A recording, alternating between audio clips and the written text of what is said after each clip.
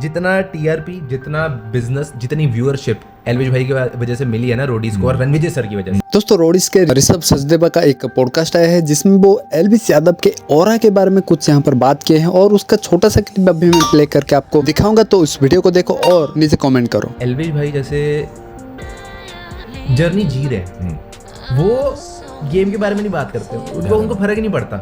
भाई मैं आपको लगता है उनकी इन्वॉल्वमेंट ज्यादा होनी चाहिए थी थोड़ी सी? भाई मैं आपको बता रहा हूँ, जैसे बिग बॉस में थे ना भाई, वैसे तो ऑफ कैमरा तो रहते हैं, हाँ। ऑन कैमरा भी रहते, उनको कोई फर्क ही नहीं है भाई।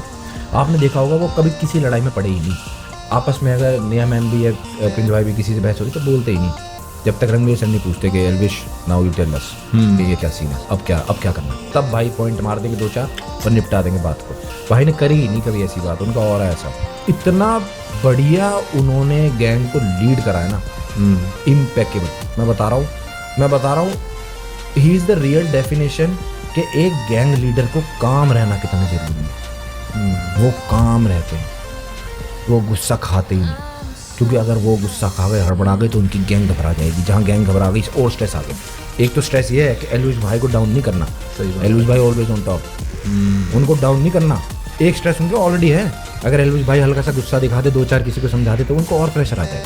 तो उन्होंने भाई बहुत धैर्य से लेके चला उनको। एंड पता नहीं भाई आउट ऑफ नोवेयर वो भाई आए, उन्होंने रोडीज को भी देखा नहीं, कुछ नहीं करा, और आउट ऑफ नोवेयर उन्होंने आके एक रोडीज में अपनी छाप छोड़ दी कि अगला सीजन जो बनेगा ना बिना भाई के बन ही नहीं सकता। सही बात है, मैं इमेजिन नहीं कर सकता।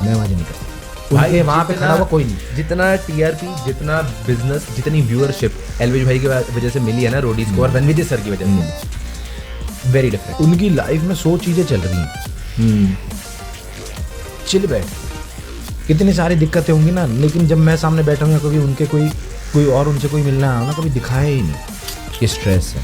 हंसते रहे, पॉइंट मारते रहे, अपना बंदे को फन रखा। हम 15-20 मिनट मिले भाई से, हम हंसते हुए गए घर से बाहर, चाहे भाई ने 100 चीज़ें चल रही उनके दिमाग में, और वो कामनेस है ना उनकी नॉर्मल ही है, वो कैरी कर लेते हैं वो हर तरफ। तो उन्होंने कभी आज तक कुछ चेंज ही नहीं करा। हम कहे ना कि रोडीज के गैंग लीडर बनने के लिए आपने एल्विश भाई क्या प्रिपरेशन करी? कुछ, जैसा हूँ वैसे ही रहूँ। भाई साहब ये बंदा एल्विश यादव का पूरा कट्टर फैन है यार, देख के पता चल रहा है। और आपको इसके बारे में क्या राय है नीचे कमेंट करके बता सकते हैं।